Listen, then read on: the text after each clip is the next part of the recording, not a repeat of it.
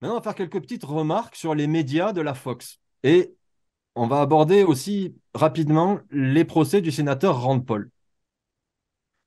Donc, j'attire votre attention sur le pseudo-procès auquel on assiste, avec Rand Paul et toute la bande là, et qui est extrêmement médiatisé via les réseaux d'opposition, entre guillemets.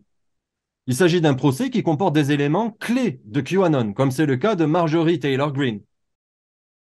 Or, il ne peut s'agir que d'une supercherie, servant à dévier le regard de la réalité, celle qui nous intéresse, hein, pas seulement leur version de la réalité, et qui peut servir également à refonder l'adhésion générale autour du parti politique des républicains et de leur organe de pouvoir.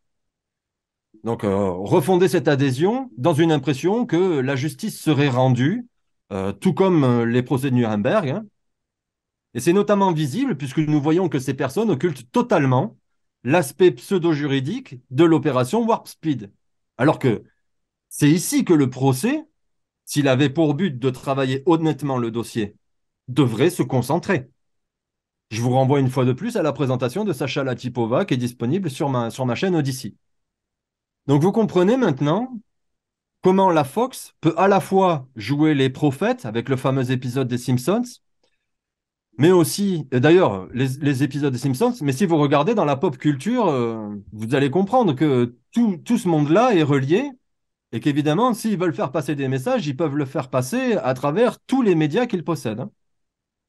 Et donc, de cette manière-là, vous entretenir dans une impression que les faits qu'ils commentent à la Fox et Fox News seraient réellement de la politique, alors qu'il s'agit de manipulation. J'attire votre attention sur le fait que rien de ce qui sort de la bouche de Tucker Carlson, par exemple, ne devrait être considéré comme digne de confiance, puisqu'il est le présentateur même de la chaîne de Rupert Murdoch, que Roy Cohn, mentor de Trump, se vantait de pouvoir faire dire à ses médias ce qu'il voulait.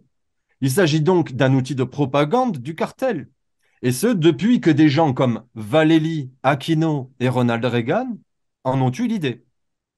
Au passage, déclarer la mort d'Epstein, comme ils l'ont fait, sans donner d'explication à ce sujet, c'est quand même bien étrange, surtout lorsqu'on s'aperçoit que le médecin légiste Michael Baden, qui a rapporté son rapport, hein, sur les grandes chaînes de télévision, et notamment récemment sur Fox News, c'est aussi le légiste de George Floyd.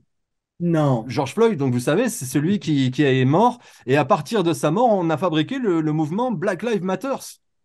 Donc vous Hein, comprenez que ça devient extrêmement étrange. c'est gênant. Et à ce Michael Baden, il a une émission sur HBO. Donc, enfin bref, on est dans un jeu médiatique qui est extrêmement étrange, effectivement, perturbant.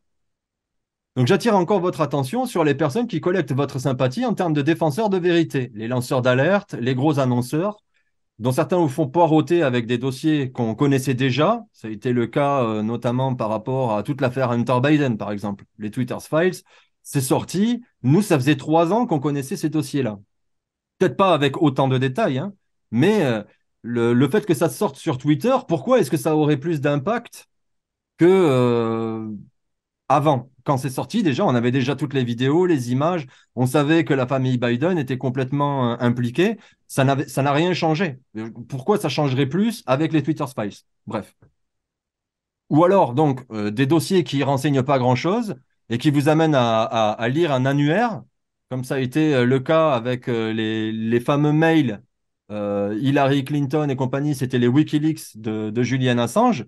Tout le monde s'est plongé dans cette chose-là. C'était caviardé de partout. On ne savait pas où chercher. Pourtant, Wikileaks, c'est quand même leur boulot à la base, hein, de vulgariser l'information et d'extraire et rendre accessible au public l'information qui nous intéresse. Donc, nous avons vu que la Fox News est la propriété de Rupert Murdoch, l'un des associés privilégiés de Roy Cohn. Et encore récemment, que Musk se montre publiquement avec lui, donc au Super Bowl. Donc, tout ça, là, c'est peut-être étendu à d'autres narratifs de lanceurs d'alerte ou de leurs outils qui seraient récupérés.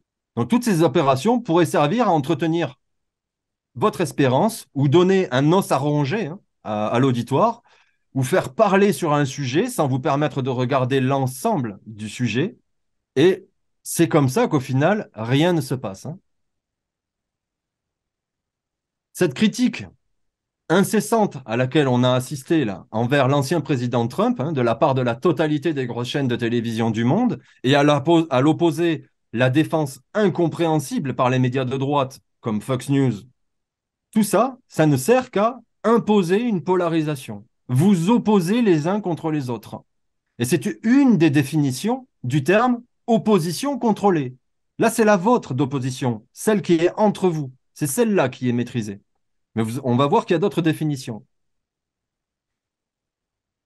En tout cas, pour cette version-là, ça se traduit par le diviser pour régner, hein, avec d'un côté les populations qui ont compris que le pouvoir était en train de faire une manœuvre extrêmement lourde, celle de la refonte du système par le projet transhumaniste, mais qui ne comprennent pas que tous les acteurs y sont mêlés à droite, au centre, à gauche et sur les extrêmes.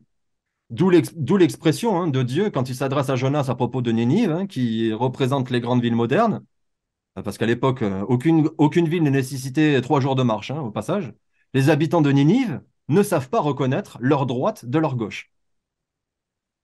Donc, avec ce que je viens de montrer, il devient clair que tous les effets d'annonce qui canalisent l'opinion publique, en bien ou en mal, sur le trompettiste en chef, Isabelle parle de joueur de flûte, hein. Nous en France on dit joueur de pipeau, là pour le coup je vais l'appeler le trompettiste en chef. Donc, en bien ou en mal sur le trompettiste en chef, tout ça, ça sert à monopoliser l'attention et plus particulièrement à droite, avec son aspect pseudo-héroïque de baron de la politique traditionnelle. Et ce n'est fait que dans le but de jouer sur le réflexe défensif de ses soutiens, sur leur fidélité, leur donner l'impression que quelqu'un se bat pour eux, et ainsi les influencer avec l'idée qu'il y aurait une réelle opposition face aux psychopathes. C'est une stratégie de victimisation classique qui collectionne une opposition tout en maîtrisant l'ampleur de la connaissance de cette opposition. Et il s'agit là d'une autre définition de ce qu'on appelle opposition contrôlée. On va faire une autre remarque sur l'expression opposition contrôlée. Pour beaucoup, cette expression d'opposition contrôlée ne signifie qu'une version très simpliste et enfantine de ce que cela peut signifier. Elle est même désormais employée comme une accusation ad hominem. Ah, tu fais partie de l'opposition contrôlée, tu es payé. Mais se restreindre à cette signification, c'est encore une manipulation.